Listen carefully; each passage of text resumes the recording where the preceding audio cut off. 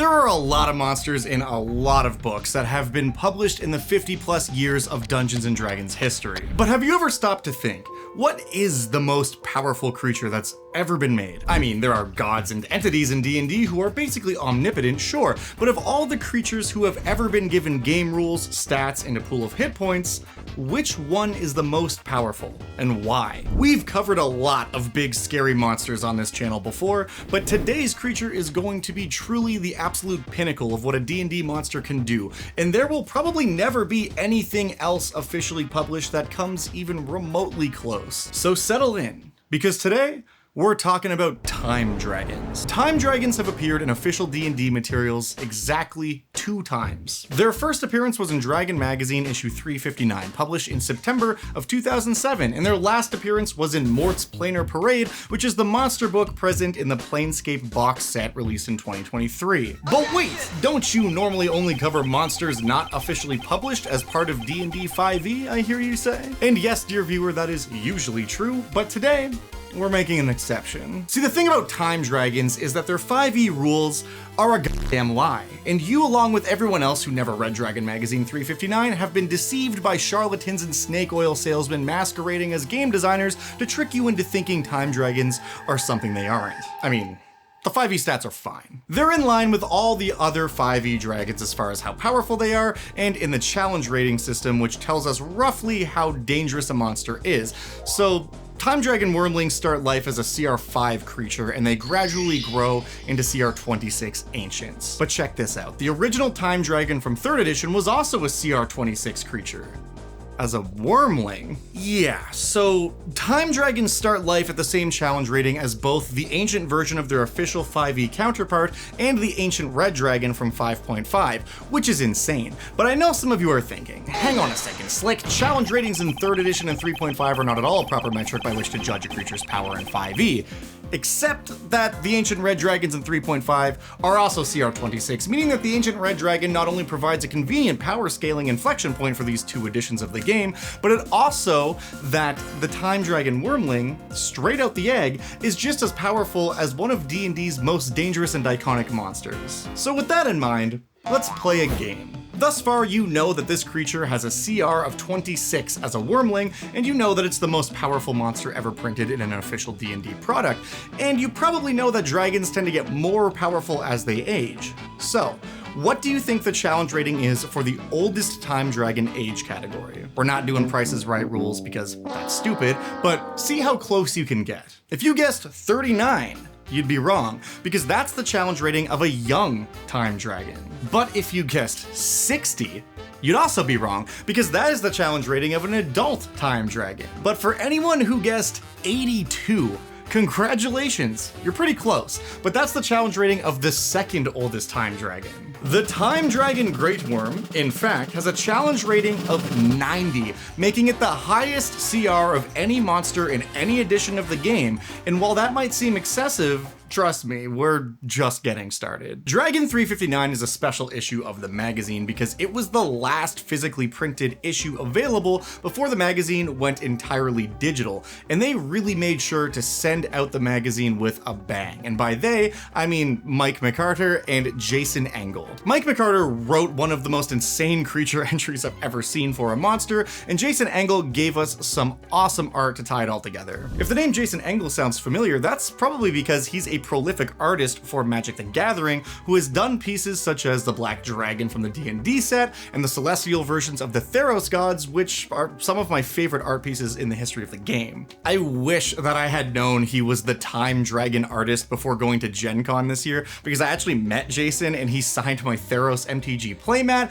but I definitely would have brought a copy of Dragon Magazine 359 for him to sign instead if I had known at the time. Maybe next year. Anyways, Mr. McCarter's article about time dragons gives us all the information we need. Time dragons appear with charcoal gray scales, leathery wings, almost like a butterfly, and a multi-pronged tail. They're neutral creatures, caring little for the whims of good nor evil, instead opting to scour the multiverse towards their own mysterious ends. Depending on what those ends are, to some, the dragons might be welcome armed forces of benevolence, while to others they are literally the worst of the worst. They are born as huge creatures, physically stronger than most, and with an intellect that surpasses the vast majority of other creatures. Aside from all usual things that make a dragon of this size terrifying, time dragons are especially feared for their breath weapon, or should I say weapons. Time dragons can breathe a cone of time expulsion that literally tears creatures from their present place in the time stream and displaces them somewhere in the near future. To those affected, it feels like no time has passed, but for everyone else, they simply disappear and then reappear a few moments later, thus allowing the dragon to shunt its foes forward in time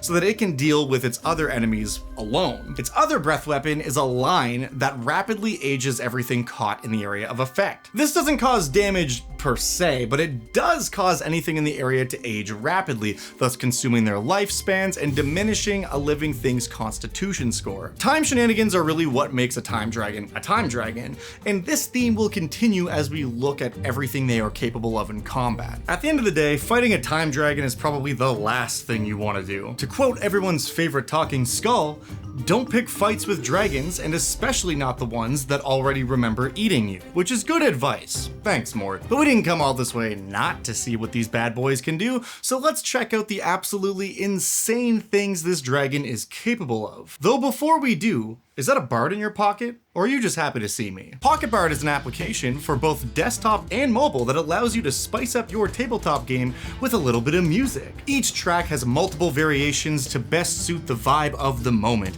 and some of them even have vocals you can toggle on or off. They've even got ambience and sound effects you can trigger with the press of a button, all of which can be configured into scenes ahead of time so that when you get to the creepy cave infested with simian skeletons, you're just one button press away from uneasy music, dripping stalactites, and the rattle of approaching monkey bones. Literally for $0, you can get access to 24 full scenes that are going to cover most of the tabletop basics, so you can get a feel for how the app works and then decide if you like it. And should you find yourself whisked away to a dream world of stereoscopic magic and wanting more, there is an ever-expanding collection of sound for all story genres that you can subscribe to. The app is super simple to use, and it allows you to do less prepping and more playing. Or if you're like me, you just use the extra time for even more prepping, but that's more my shortcoming and not a reflection on the incredible ease of use that Pocket Bard brings to the table. And if you've never tried GMing with a backup band and sound effects guy at your beck and call, Pocket Bard is a great way to try it out. After all, music gives a soul to the universe, wings to the mind, and life to everything. Plato said that.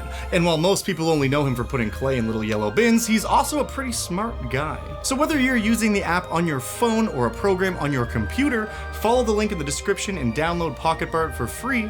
Take it for a spin. Thank you so much to Pocket Bard for bringing us here this week to talk about the most insane monster ever created. Speaking of which, let's see what this bad boy can do. First things first though, if we look at their art from 3rd and 5th editions side by side, they are pretty substantially different. The 3rd edition art has a very reptilian, sleek, and sharp look about him, while the 5e art is much more grand, imposing, and iridescent. He's also got a cool mustache and some sick-ass horns. I really like both interpretations of this creature, but for my conversion, I wanted to create a 3rd option that kind of incorporated elements of both designs while also being something new. So I basically just said that to Dakota Curry, our artist this week, and what he sent me was this, which I love. So if you're ever using a time dragon at your table, you now have 3 images that you can show your players immediately before engaging in what is certain to be a TPK. Speaking of which, beyond their insanely powerful breath weapon that can shunt you through time or give you a split-second tour of the beach that makes you old, you know these dragons are on some time manipulation type shit. Even as wormlings, they have the ability to cast Time Stop, as in the 9th level spell Time Stop, the one that stops time. And they can do this every 2d4 rounds, and the timer on that gets shorter and shorter as their age increases, ultimately with this dragon being able to cast Time Stop every round. For the uninformed, Time Stop gives you between 2 and 5 rounds to basically just do whatever you want while everyone else is frozen in time. The spell does end early if you move more than 1,000 feet from the place where you cast it, or you just do anything that affects other creatures. But it's literally just a pause button that lets you escape a bad fight, heal yourself, get some other spells cast on you to buff yourself, or do anything that isn't touching or affecting another living being. So basically, you spend a couple of rounds recovering or doing whatever it is that you want to do before readying a big attack against whoever you want, thus ending the spell. And this dragon can do that at will, infinitely, with the only restriction being how often they can do it, a restriction that is entirely gone by the time the dragon is all grown up. These dragons also have the ability to influence time on a smaller scale, allowing them to improve their speed and more or less put them under the effects of a haste spell a certain number of times per day, which also increases with age, and once they reach the adult age category, this haste effect is just permanent, because why not? As young dragons, they can also use an ability a few times per day to give themselves an extra action, because the 5e fighter's action surge ability is exactly what the perma-hasted CR90 dragon needs. But that's not even the worst part. As difficult as all of that would be to deal with, an ancient time dragon can emit an aura of slow, as in the spell slow, for 10 rounds per day, and it can pick and choose when it wants to do this for every round in a turn, so it doesn't have to do it all at once, and it can expand the effect to everyone in a 60-foot area around the dragon as well, which is also insane. Again, for the blissfully unaware, if you are slowed, you take a -2 penalty to armor class, your move speed is cut in half, and you have to choose between a bonus action or a regular action, but you can't take both, and you just can't take reactions at all. So, this dragon is doubling its action economy while simultaneously having it for all the enemies.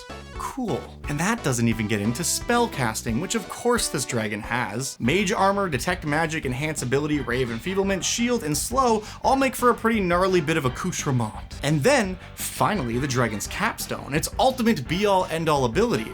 Time Apotheosis. This is an ability exclusive to only the oldest time dragons, and it does a few different things. For one, it makes the dragon immune to all spells with a duration greater than instantaneous, meaning that unless it's an attack spell, the dragon will simply run out the clock on anything affecting it instantly. Secondly, it becomes immune to things that would affect it over time, such as poison, disease, and exhaustion. Third, the dragon can always see into the immediate past and future with ease, so this might sound unbelievable, but to quote the original 2007 Dragon Magazine article, it rolls 2d20 on every d20 roll it makes, taking the better of the two results. Now in 5th edition D&D, we have a term for that, and it's called having advantage, but this was not commonplace in 3rd edition, and while credit for the first use of a mechanic like this in D&D goes to the Shadowblade technique from the Book of Nine Swords, released a year before this issue of Dragon Magazine, this is one of the first uses of advantage or disadvantage in the game's history, which is pretty cool. It might be the first use on a creature stat block, so that's fun. Anyways, time dragons have advantage on everything, and yeah, I know. But there's one more thing, and that is that they can make forays into the past and possible futures. Now this last part is not a combat ability, but time dragons can indeed travel through time, which makes them very hard to defeat in combat, because if you don't kill them outright, they can just travel back in time and eat you as a baby, which they definitely will do if you're a real threat. So how do we even begin to convert this creature into 5th edition? How could we possibly create a 1-to-1 conversion for this creature with a challenge rating of 90? Well, the correct answer is that we probably shouldn't. While the official time dragon from 5th edition Planescape is a little bit toothless for my taste, I do think reining them in to be more usable in 5e's system of bounded accuracy is probably the best choice. But we're not here to make the best choice. We're here to make a fucking time dragon. So, with that said, allow me to present you with an alternative. We just break the game. In 5e D&D, the challenge rating system has a hard cap of 30. There are very few monsters who ever reach this threshold, and those that do are infamous for being among the most insanely powerful creatures known to man. In D&D, game stats are capped at 30 for monsters and 20 for players. And while there are a few ways that a player character can eke out a couple of extra points in a stat here or there, under no circumstances can a being, creature, or player character surpass 30 in any of their core stats. But in order to make a true time dragon 5e conversion, we're gonna have to break both of those rules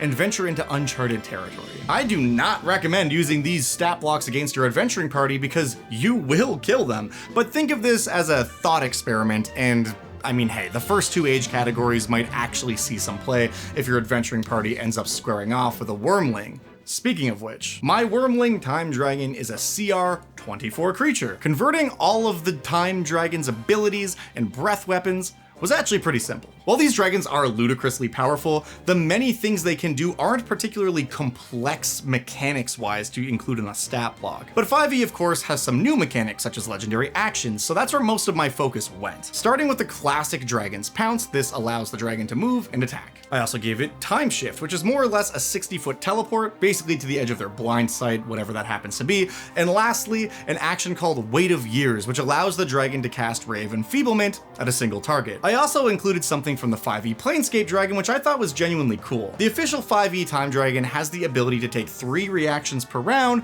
but still only 1 per turn. So while I did replace some of its reactions with a counter spell and something called Reassess that imposes disadvantage on an incoming attack, I chose to also give my dragon the ability to make 3 reactions every round because that is thematic and cool as hell. The way I handle the Time Breath is basically in line with the 3.5 Time Dragon. When it hits you, you make a DC 24 con save, and if you fail, you age 4d4 years and your con score is reduced by 1d4. If you pass, you just age by 1 year. I also added Magic Missile to the dragon spell list since all dragons seem to have a level 1 or 2 spell they can cast as if it were a cantrip to replace one of their melee attacks, and Magic Missile just felt appropriate. While insanely powerful, this creature is still very usable within the bounds of 5th edition D&D, albeit as a big bad or some other kind of existential threat, but a well-equipped adventuring party could totally take this dude down. But moving on to the young dragon, this is where things start to get a bit squirrely. Clocking in with a CR of 30, the young Time Dragon joins an elite club currently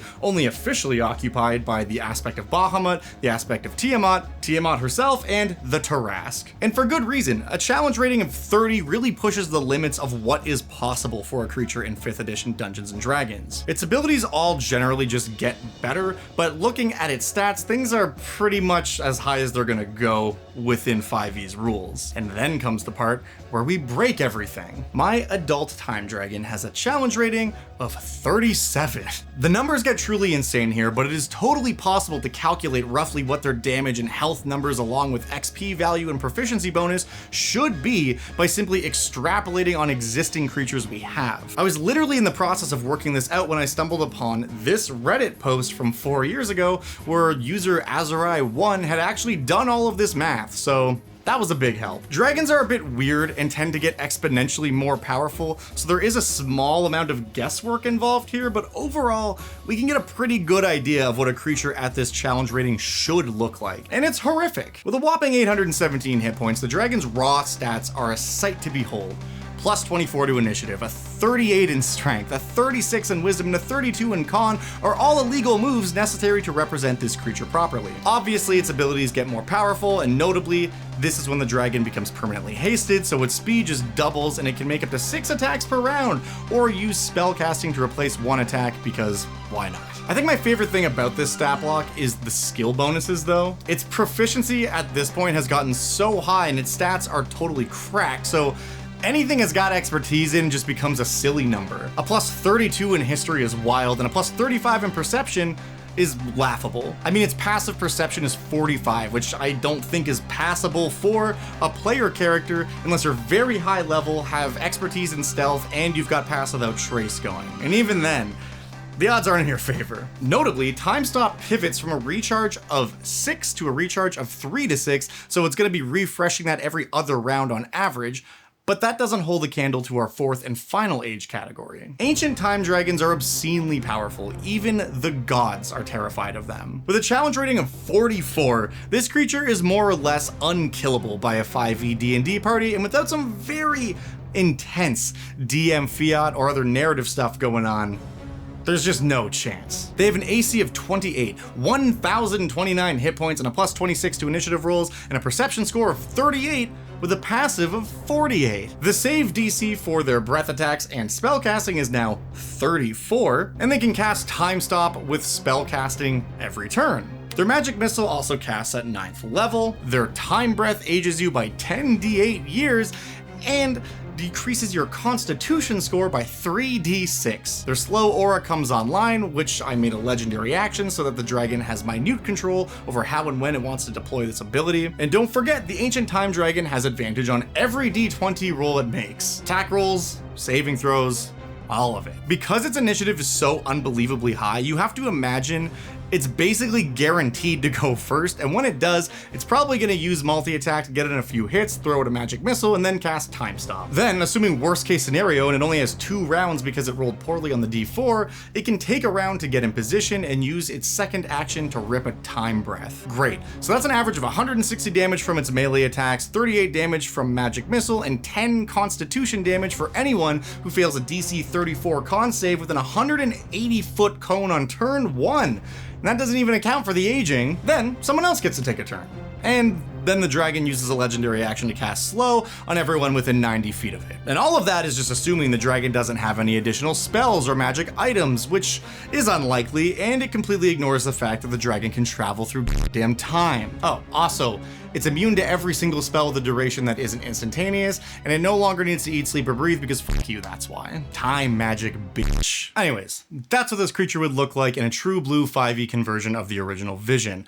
I hope I did it justice, and I hope you've enjoyed this thought experiment in why creatures above CR 30 are more or less unusable in D&D, unless... Alright, let's talk plot hooks. Putting aside the fact that beyond the young age category, these dragons become something no mortal could ever hope to fight, there are so many ways a time dragon can be a cool or interesting story element. If you want them to actually be a bad guy the party is meant to fight, using a wormling or young time dragon as the campaign's end boss, totally valid. They're pretty tough, but they can be a really cool and unique type of bad guy. I mean, they might just be evil, that's always allowed, but it's also possible that through their ability to see into the past and future, they've seen something bad. While younger time dragons can't just travel through time like they're taking a trip to the supermarket, they can glimpse different timelines and act to change the current stream of events, for better or for worse. Perhaps the time dragon has foreseen the total destruction of the material plane, and they intend to stop that from happening, but it requires them to do some pretty evil stuff. Maybe they see an empire rise to become an authoritarian regime, so they start waging relentless war against the people of that empire in an attempt to destroy it before it can become so corrupt. I mean, how many times have people discussed going back in time to nail some terrible despot with the old big sleep before they can commit whatever atrocity they eventually went on to commit? While the person doing this time traveling might see themselves as a hero who prevented a terrible event, to the rest of the world, they're just the guy who shot a painter. The same thing applies here, with the exception being that this is a dragon seeing potential futures, not literally traveling from one, so they might be able to find another way to prevent that future from unfolding, and maybe the adventuring party who finds that way can get the dragon to stop doing whatever it is they're doing by pitching that idea to them. Or maybe they just slay it and condemn the material plane to tyrannical subjugation 500 years down the line. Whatever. You could also literally do the same time traveling savior thing with an ancient dragon, though maybe something with their ritual goes wrong and they actually get de-aged, becoming a wormling again, so you have a reason to put them on somewhat even footing with a high-level adventuring party. Or you just have a CR 44 dragon pop into existence and delete everyone and everything that they feel the need to destroy. Also always an option. Another fun angle you can take with this is the inclusion of our old pals, the Inevitables. Inevitables are a group of creatures from the plane of Mechanus. There are several different types of Inevitable, and each one is tasked with upholding some kind of cosmic inevitability. Kolyurits, who are tasked with upholding cosmic oaths and contracts, as well as Muruts, who are tasked with upholding the inevitability of death, are the only two actually officially converted into 5e. And I could totally see a group of Muruts going after an ancient time dragon since they are skirting death by manipulating time. But beyond that, there are Korits, who specifically seek out individuals that are violating the space-time continuum. So while Muruts and Korits usually spend most of their time hunting down liches and time travelers, they could team up for the ultimate buddy cop adventure where they must take down an ancient time dragon. I do think making your players fight an ancient time dragon is cruel and unusual punishment, but if there were an adventure plotline that involved performing some kind of ritual to stop the dragon's time-based abilities and trap it, a group of high-level player characters aided by a force of powerful creatures might have a fighting chance. That is, assuming the dragon doesn't see their plan coming and assassinate them all years in advance. Or maybe that is the story, and the players all make level 1 characters who are just hanging out in a village when suddenly an ancient time dragon attacks and kills them all, only for their souls to be awakened in the afterlife by a god of time or something who explains their heroic destiny and sends them back to the material plane with some kind of magic blessing that will hide them from the dragon's ability to see through timelines. We are now getting into some crazy ass high concept time shenanigans, but it could be kinda sick. I do realize that by creating the ancient time dragon stat block, I've basically just given you a cool new toy and said, hey, don't play with this. So I'm just trying to think of ways that you can actually use the ancient time dragon that won't result in a bunch of very pissed off players. You could always have an adult or ancient time dragon acting as the party patron or quest giver though. Perhaps there is some great evil that can hide itself from the dragon's ability to see other timelines, and it enlists the party to help. This could be because the party is already a group of accomplished adventuring heroes, or it could be because the dragon has seen something in their future that leads it to believe they are the only ones who can succeed in some task. Whatever the case, all your time traveling tropes apply, so use them well. Something else I think is cool about the time dragon is that once they are at the adult stage of life, they'll naturally want to settle a lair. And they often create these lairs in little pockets that are outside of normal time or in ridiculously isolated locations. So if perhaps the players aren't really contending with the dragon itself, but they are simply looking for it so that they can ask the dragon to use its powers to send them back in time for some reason, the journey to the dragon's lair could be a really fun adventure in and of itself. Speaking of lairs, the dragon lair stuff in the 5e version of this monster is actually pretty cool. It's got a bunch of lair actions and some regional effects that mess with time in fun ways. They can make things age really slowly around them, and they can also make taking a short rest either really quick, as in it only takes 10 minutes, or twice as long. I did a few layer treats for my conversion as well, so between my stuff and the official 5e stuff, you got a ton to work with in terms of what the dragon's lair might actually be like. In my research, I also stumbled upon an old post on the Candlekeep forum circa 2011 where Ed Greenwood was fielding questions about Forgotten Realms lore, where he explains that time dragons are rare in the Forgotten Realms, but they have also been studied specifically because of the effect they have on gates, wards, and long-term enchantments. Due to the dragon's nature and how time fluctuates around them, they make areas with permanent spells present extremely unstable and can trigger reactions from such places to events that haven't transpired. So for example, maybe you've got a box that has been warded so that whenever someone opens the box, sets off an alarm spell. A time dragon just being near the box might set off the alarm without opening the box simply because their presence confuses the magic and causes it to react to something that hasn't happened yet, or maybe has happened in the past. I just thought that was kind of neat, and it really speaks to Ed's creativity. So maybe it can do something with that. This monster is honestly so special for a lot of reasons. It really felt like the last hurrah of Dragon Magazine's physical print run,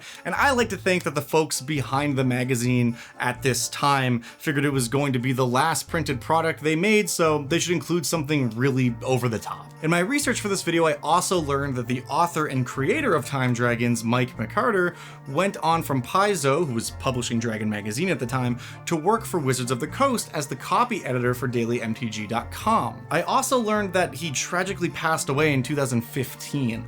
By all accounts, he was a really good dude, and he contributed a ton of stuff throughout a career that many of us have probably engaged with. And despite the fact that until the 5e Planescape book, time dragons had only ever existed in this article from a 20-year-old magazine, Mike's time dragons have always been this monumental creature that just loomed in the background and embodied so much awe and mystery from players. I remember playing 3.5 back in the day, and whenever the topic of super deadly creatures would come up, the time dragon was always mentioned as this impossible challenge to overcome. In the 5e Planescape book, Mike's name isn't mentioned anywhere, and while that isn't unusual, I just want to acknowledge Mike McCarter's contribution to this game that I love, and make sure that whether it's 3rd edition, 5e, the abomination of stats I created, or another printing of the time dragon in a book years down the line, when people see this awesome quasi-mythological creature from D&D's history, they think of Mike and remember the guy who created one of the coolest monsters to ever see print. So if you want to take this time dragon to your table, as always, linked in the description down below is a Google document with all of my 5th edition converted stats. And if you're one of my patrons, you can find the PDF version over on my Patreon. Thank you so much for watching. I truly appreciate it. And I'll see you next week. Until then.